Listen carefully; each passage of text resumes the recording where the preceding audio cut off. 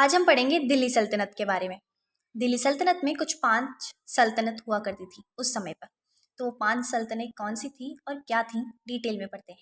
पहली सल्तनत जिसे हम स्लेव डायनेस्टी, इल्बरिक डायनेस्टी और मामलुक डायनेस्टी भी कहते हैं।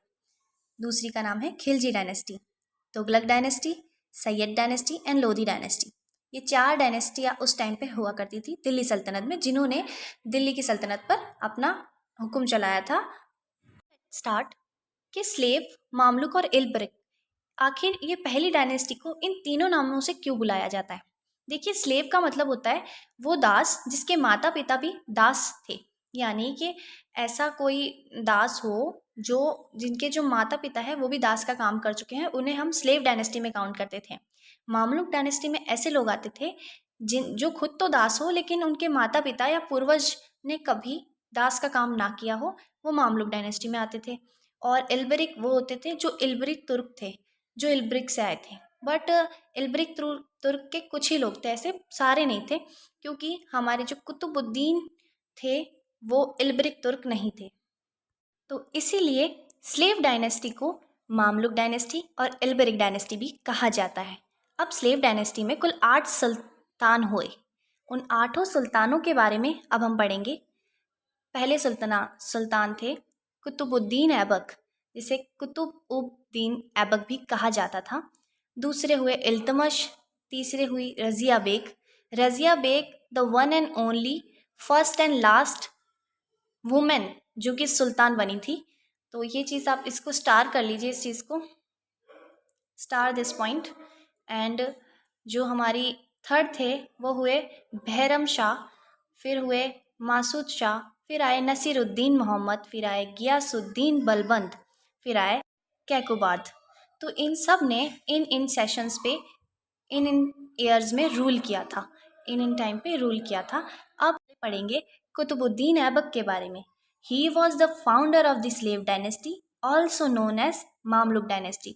इन्हें ये जो थे वो स्लेव डायनेस्टी के फाउंडर माने जाते हैं और इन्हें मामलुक डायनेस्टी भी कहा जाता है। जैसे कि मैंने कहा, मामलुक डायनेस्टी में वो आते हैं जिनके माता पिता दास ना रहे हो और वो दास हो।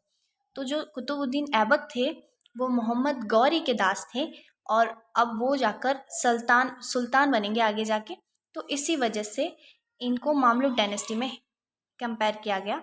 अर्लियर लाइफ के बारे में इनकी बात करें, ही वॉज बॉर्न इन टर्किशन, यानी कि ये टर्किशन थे, तुर्क में इनका जन्म हुआ था। As a child he was, फिर इनको क्या होता है, इनको उस टाइम पे बेच दिया गया था तथा कि ये लोग क्या करते थे, जो भी बच्चे ये लोग खरीदते थे उन बच्चों को ये लोग अच्छी ट्रेनिंग देते थे, अच्छा पढ़ाते थे, लिखाते थे और फिर राजा को सेल कर देते थे। उस टाइम खलीफा को सेल कर देते थे और खलीफा जो है उनकी एबिलिटी और स्किल्स देखकर उन्हें अपने सेना में पोजीशंस दिया करता था। तो उस समय जो अपने कुतुबुद्दीन ऐबक थे, इनको इनको बेच दिया गया था। गुरूर नाम के कोई गुरूर के जो रूलर थे उनको बेच दिया गया था और फिर आगे चलकर ये मोहम्मद गौरी के सर्विस में आ गए। कुतुबुद्दीन ऐबक जो थे वो ब्रेव थे, मिलिट्री स्किल्स थी उनके अंदर, लॉयलिटी थी, इसीलिए गौरी को उन पर ट्रस्ट हुआ और उन्होंने उन्हें अपना गवर्नर यानी इंडियन टेरिटरी का गवर्नर बना दिया। मोहम्मद गौरी की डेथ के बाद ऐबक उर्फ कुतुबुद्दीन ऐबक अपने आप को इंडिपेंडेंटली अपने आप को दिल्ली का सुल्तान घोषित करते हैं। सुल्तान उन्हें घोषित कर दिया जाता है। उन्हें वो किस टाइटल से जाने जाते थे, बात की जाए उन्हें किस टाइटल से जाना जाता था, उन्हें लाख बख्श के नाम से जाना जाता था। इसका रीज़न ये था कि वो बहुत ज़्यादा चैरिटी करते थे, तो इस वजह से उन्हें लाख बख्श भी कहते थे। और स्पेशली गौरी ने उन्हें मलिक टाइटल दिया था अपने टाइम पे। उनके काम को देख के गौरी ने ऐबक को मलिक नाम का टाइटल दिया था।